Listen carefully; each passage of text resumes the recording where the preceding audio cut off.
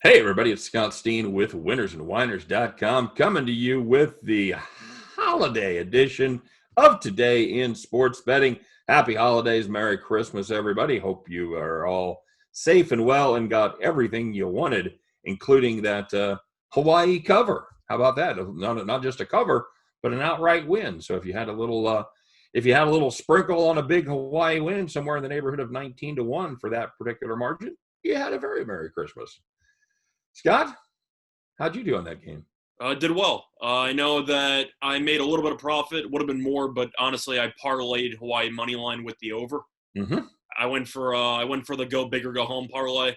Uh-huh. Got the go big part, but I ended up going home. So that didn't work out. But I also straight betted the spread. So I ended up making. I made about half a unit or so on that game. So overall worked out fine. But yeah, really can't complain. Game was solid and. Questionable quarterback play was the secret for Houston, and we should get a decent amount of questionable quarterback play in this game. That's a beautiful segue right there, my friend. I thought it was pretty good. Speaking of questionable quarterback play, it's Kirk Cousins, everybody. Remember when him? you saw Clayton Tune running 10 yards behind the line of scrimmage to try to avoid sacks, didn't that just scream Kirk Cousins when you were watching it? I think, speaking of screaming Kirk Cousins. You know what I'm talking about? That Kirk Cousins fadeaway throw when he's 20 yards past the line of scrimmage, behind the line of scrimmage. That's exactly what I thought of when I was watching Clayton Tune in that game. Yeah, this is a pretty serious New Orleans Saints pass rush here last week last week against Mahomes. That young fellow flew home sore. I guarantee it. They almost killed him on that one play. I think they put him on the turf 15 times. They sacked him 4 times. And he had very, very few clean pockets to throw out of. Now, because he's Patrick Mahomes, he still threw for 254 yards, 3 touchdown passes. Chiefs were able to hang on for a 32-29 victory. But I don't think there's any universe that I've spent any time in, Scott, where you mentioned Patrick Mahomes and Kirk Cousins in the same sentence, unless you're going to say, man, I'm glad we have Patrick Mahomes and not Kirk Cousins as our quarterback. So I think this could be a long day for Mr. Cousins. But wait, Scott, this is the important part. It's a must-win game for the Minnesota Vikings. Isn't that crazy? That means Minnesota has to win by 30, right? This game means absolutely nothing to the Saints, who are trying to go for the 1 seed in the NFC. Well, the funny part about that is the Vikings, they pretty much had 2 must-win games the last 2 weeks. Did you hear the game against the Bears last week? Wasn't a must-win game either. Now it's must-win territory. Yeah, now they really mean it, because this is absolutely win or go home. They're done. They're mathematically eliminated, where they just had to win last week to give themselves a fair shot. Now they have to win their last 2 games and get help. So maybe, I don't want to sound like one of those complainer, but that's kind of what I am. I have an issue with the extra playoff spot, because why is Minnesota still alive? I feel like this team should have been eliminated a month ago. You know what I mean? It's 2020, Scott. It's the same reason South Carolina was going to go to a bowl game. That is fair. And ironically, what happened? Yeah. What happened? They didn't end up doing it. The South Carolina. Well, why? Do you know why not? No. They were hit by COVID. Okay, fair enough. So the only reason that they were even considered, because it's 2020 and COVID, was the reason they didn't get to go to the bowl game. It's just a matter of, I feel like, even though it's a must-win game for Minnesota, of course, is going to take the extra playoff spot to the bank if they can get it, even though their odds of making it are about 2%. Right. You're just diluting the quality of football if you're accepting one of these teams that just doesn't deserve to be there. And at the end of the day, I think Arizona is a light years better than Minnesota. Whether or not you like Arizona or not, Minnesota is just not a playoff team. No, and you know how you can tell, because they're not going to the playoffs. Yeah, they're not. They're not going to the playoffs, buddy. I'm just saying the fact that they even have the disillusion of it even making it at this point, I think is just a problem. It's like saying the Raiders are in the hunt. Yeah, okay, congratulations. So tell me, Scott. Money's coming on Minnesota. I got no idea why. Yeah, that was the one of the questions I was going to ask you, but I was also going to ask you if Drew Brees, if you think he's back. Did that second half last week convince you that he's as good as he was in the early part of the season? Now, we can certainly debate how good that is, but the first half was dreadful. First time in his life, he'd missed on 5 straight passes. He not only started first time in his life, never started 0 for 5. He started 0 for 5 and 0 for 6 last week, as the Saints punted 5 times scored just one touchdown, and Drew Brees threw a pick. Now, he did throw a very nice ball about 35. 35 yards in the air. He dropped it in the bucket to Emmanuel Sanders, but that was it as far as any kind of big play goes. So, is he back?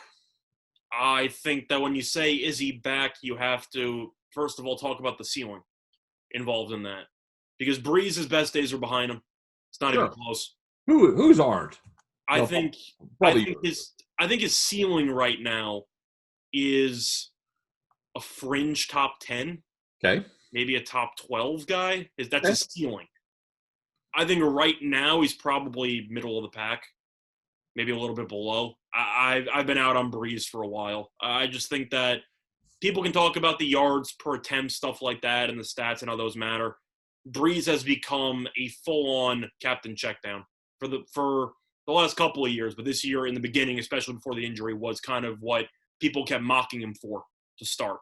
And although he made one deep throw to Emmanuel Sanders, and although his percentages downfield might be slightly better than Brady's, because Brady's was god-awful for about a month and a half, I think Brees just, I don't know, is fine. I don't think he's a guy who's going to make or break your team. I think the question is he still better than Taysom Hill?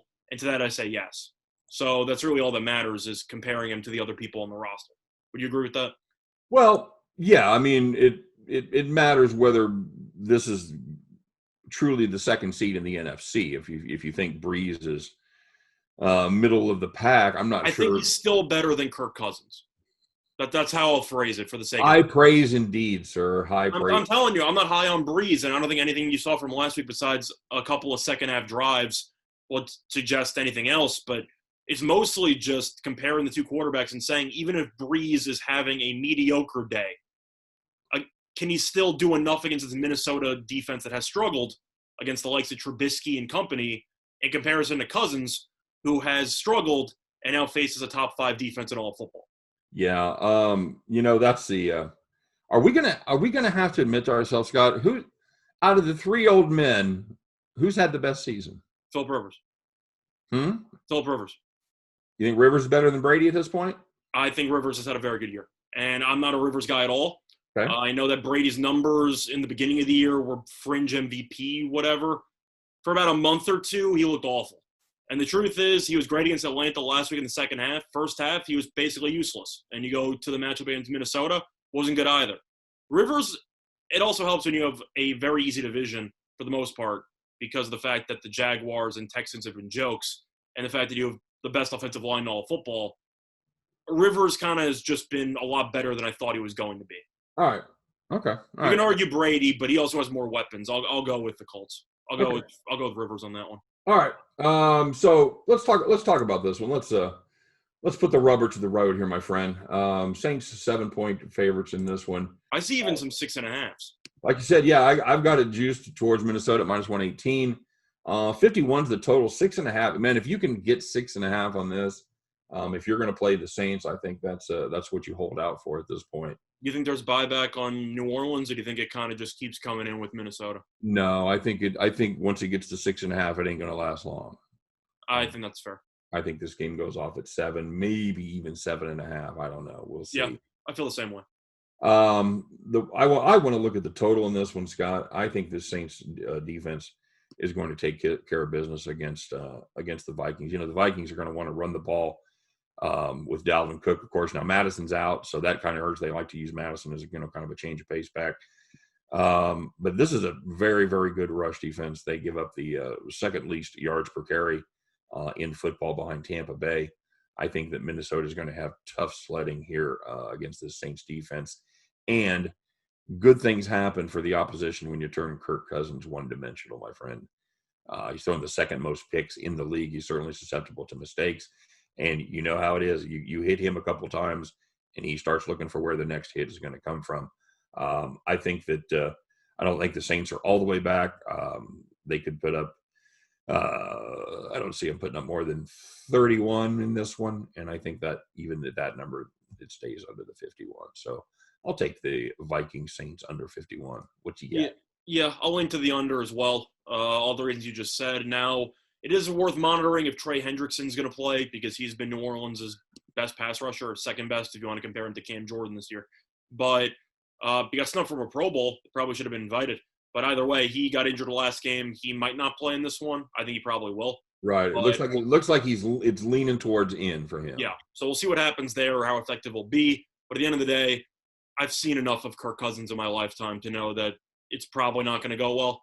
And I know that we have to talk about this, even though it might not matter because a lot of players from last year might, have switched teams and there might have been so much time that has passed.